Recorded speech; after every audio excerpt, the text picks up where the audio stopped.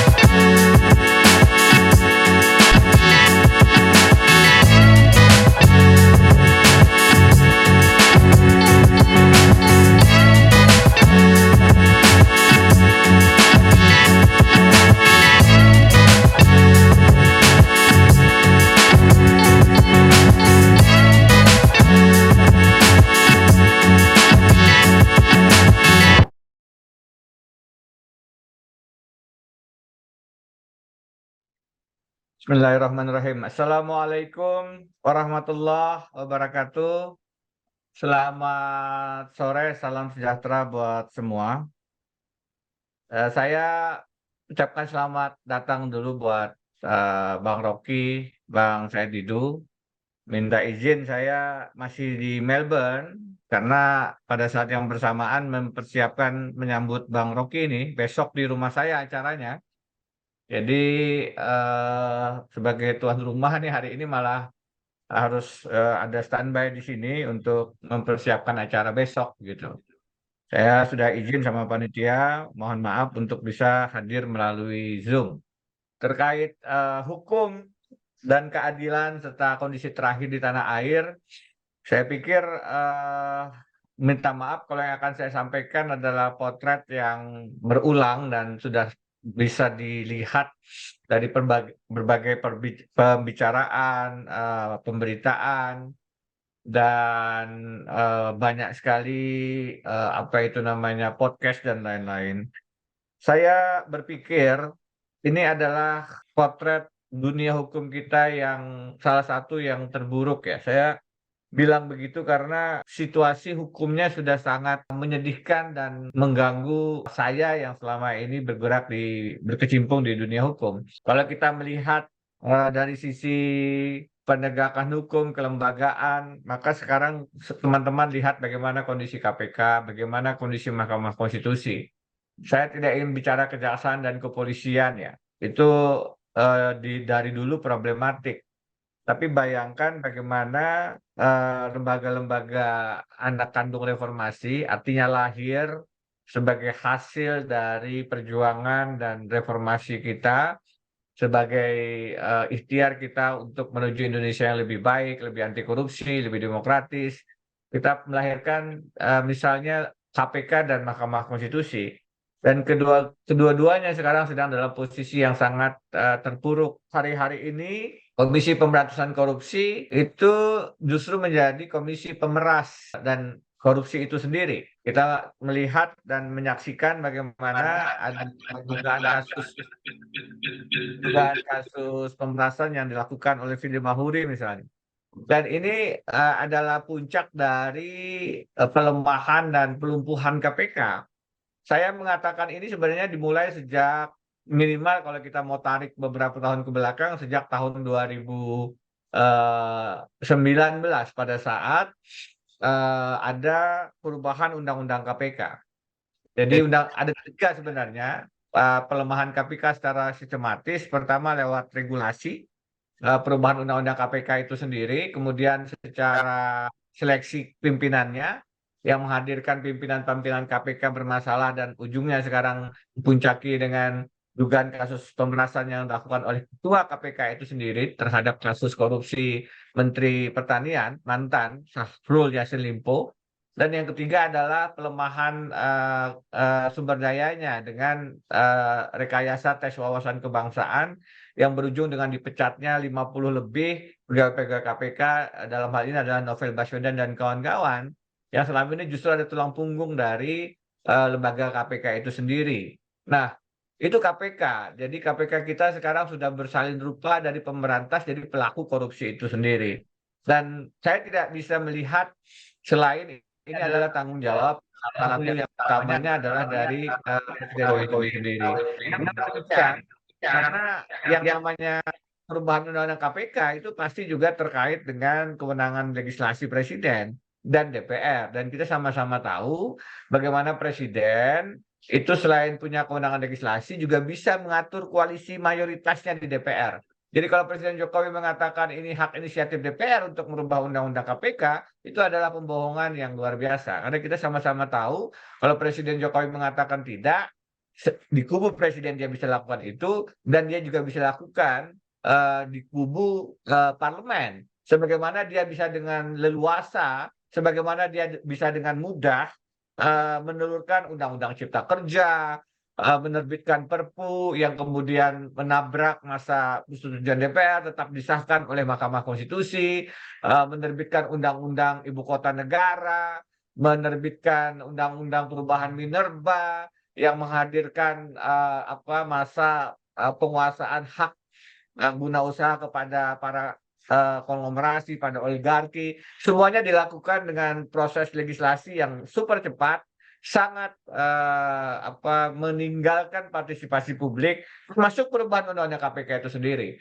Jadi kalau Presiden sebenarnya berkeinginan untuk memperbesar, menyelamatkan, menguatkan KPK, sebagaimana janji kampanyenya di tahun 2014, maka sebenarnya tidak sulit. Itu artinya pelemahan, pelumpuhan, pembunuhan KPK. Saya pernah menulis buku berjudul Don't Kill KPK, jangan bunuh KPK. Pelaku utamanya adalah Presiden Jokowi sendiri. Nah, yang kedua, terkait dengan Mahkamah Konstitusi. Mahkamah Konstitusi ini adalah lembaga yang salah satu yang sangat penting di negeri kita. Dia punya kewenangan untuk menguji peraturan undang-undang, apakah sesuai atau tidak dengan undang-undang dasar. Dia punya kewenangan untuk memberhentikan presiden. Dia punya kewenangan untuk membubarkan partai politik. Dia punya kewenangan untuk juga menyatakan satu sengketa kewenangan antar lembaga negara. Yang tidak kalah penting adalah menyelesaikan sengketa hasil pemilu, termasuk pemilihan presiden. Bisa dibayangkan dengan kewenangan yang sedemikian strategis, maka MK adalah salah satu lembaga yang harusnya memang diisi oleh para negarawan. Tidak ada syarat pejabat publik negarawan kecuali Mahkamah Konstitusi. Dan kita melihat memang sejak ditangkapnya Ketua Mahkamah Konstitusi Akil Mokhtar, itu pertama dalam sejarah yang saya ingat di dunia, ada seorang lembaga mahkamah selevel Mahkamah Agung, Supreme Court, atau konstitusi, Mahkamah Konstitusi, ditangkap red-handed, ditangkap tangan, kemudian dihukum seumur hidup karena kasus korupsi. Kita juga ingat bagaimana Hakim Konstitusi Charles Akbar yang juga terjerat kasus korupsi. Nah, hari-hari ini kita melihat Mahkamah Konstitusi sudah bersalin lupa menjadi mahkamah keluarga.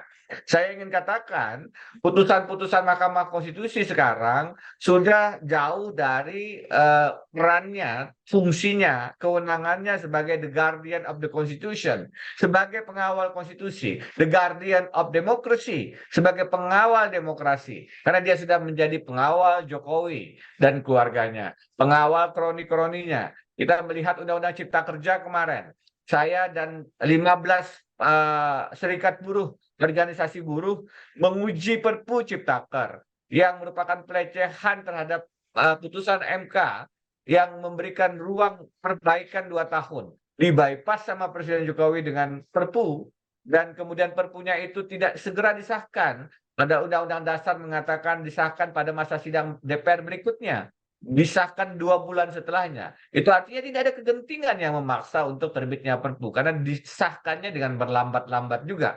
Toh setelah menjadi undang-undang pun kita uji di Mahkamah Konstitusi, Mahkamah Konstitusinya sendiri justru mengatakan itu konstitusional. Mahkamah Konstitusi mengatakan perpanjangan masa jabatan pimpinan KPK yang harusnya berakhir tahun ini menjadi tahun depan, itu juga konstitusional. Saya membaca itu adalah skenario untuk tetap menguasai KPK di tahun pemilu, terutama untuk menjadi politik sandera kepada elit-elit politik, sehingga kemudian bisa diatur berkoalisi dengan siapa dan mencalonkan presiden atau wakil presiden yang mana. Kita sama-sama paham. Saya pernah membuat puisi dengan judul "Korupsilah dalam Pelukan Koalisi", karena memang KPK akhirnya itu mengangkat kasus-kasus lawan oposisi dan kemudian menenggelamkan, menyimpan kasus-kasus kawan koalisi. Nah, KPK yang semacam ini diperpanjang masa jabatannya oleh putusan Mahkamah Konstitusi. Terakhir kita diberikan suguhan putusan Mahkamah Konstitusi yang persembahan dari seorang paman Anwar Usman kepada Jokowi, kakak iparnya, dan ponakannya Gibran Rakabuming Raka. Ini adalah putusan yang menurut saya sangat melecehkan logika-logika hukum. Banyak sekali cacatnya. Kalau kita lihat dari proses pendaftarannya, kasus ini, permohonan ini sudah pernah dicabut. Menurut peraturan undang-undang, suatu permohonan yang sudah dicabut tidak bisa diajukan kembali. Toh pada kenyataannya itu diajukan dan diterima bahkan di hari libur. Karena apa? Karena memang sudah ada tangan-tangan yang disediakan untuk menerima kembali permohonan itu. Dari sisi prosedur banyak yang ditabrak, banyak yang dilanggar. Dari sisi keputusan, putusan ini juga putusan yang aneh bin ajaib, karena sebenarnya yang menjadi amar putusan itu hanya 3 orang dari 9. Artinya 6 yang lain tidak sepakat dengan amar putusan yang mengatakan bahwa calon presiden atau wakil presiden itu berusia sekurang-kurangnya 40 tahun atau berpengalaman menjadi elected official termasuk kepala daerah. Jadi ini kita ingin lihat kata-kata berpengalaman, pernah, garis miring, sedang. Sedang di situ betul-betul dipersembahkan kepada Wali Kota Solo Gibran Rakabuming Raka. Kenapa demikian? Karena dalam permohonannya sebenarnya pemohon mahasiswa Solo, anak-anak daripada Bonyamin, salah satu LSM Masyarakat Anti Korupsi Indonesia, sahabat dekat Jokowi, itu sebenarnya memberikan argumentasi bahwa kenapa kepala daerah di bawah 40 tahun harus diberikan kesempatan untuk maju sebagai pasangan calon presiden. Dia memberikan contohnya adalah contoh Gibran Rakabuming Raka. Karena itu kalau Anwar Usman atau ada yang berpendapat ini tidak terkait dengan Jokowi ataupun Jokowi ataupun Gibran, maka itu terbantahkan karena permohonannya sendiri memang memberikan argumen, contohnya adalah Wali Kota Solo.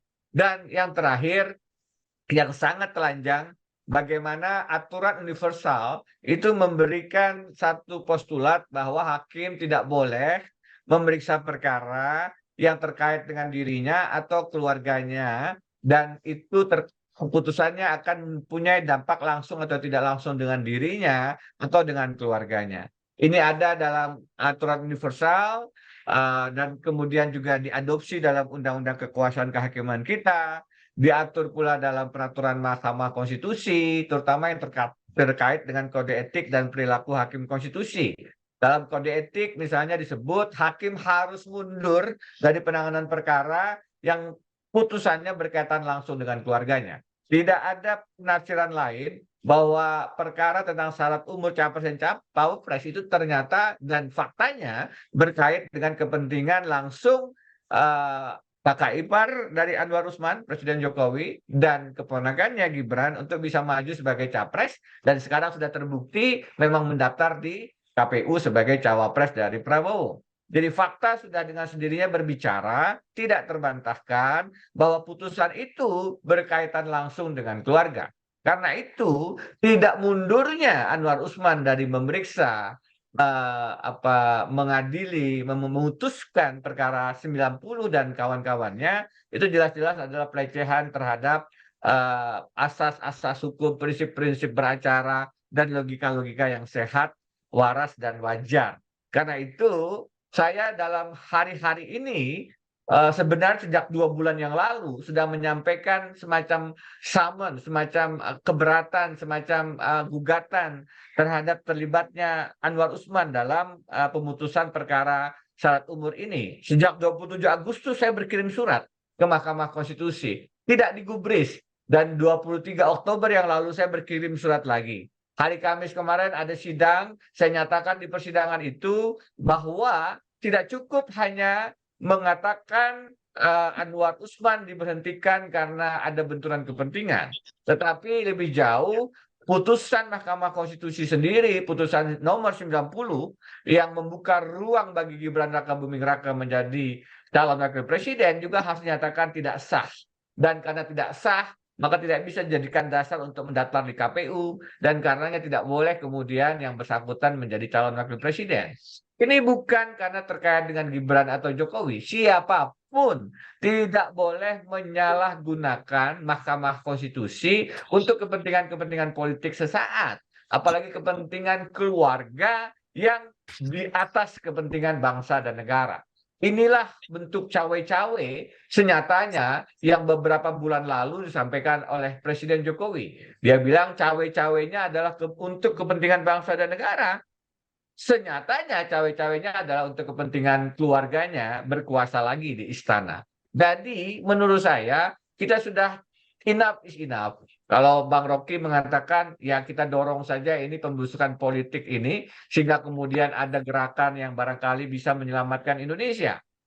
Itu tentu satu pemikiran. Di pemikiran yang lain, saya tentu juga berkewajiban untuk menjaga negara hukum kita, karena itu dengan ikhtiar-ikhtiar saya yang tidak seberapa, besok Selasa saya akan hadir lagi di persidangan Majelis Kehormatan Mahkamah Konstitusi untuk menyatakan bahwa selain Anwar Usman harus berhenti, putusannya harus tidak sah dan tidak boleh ditetapkan Gibran sebagai calon wakil presiden.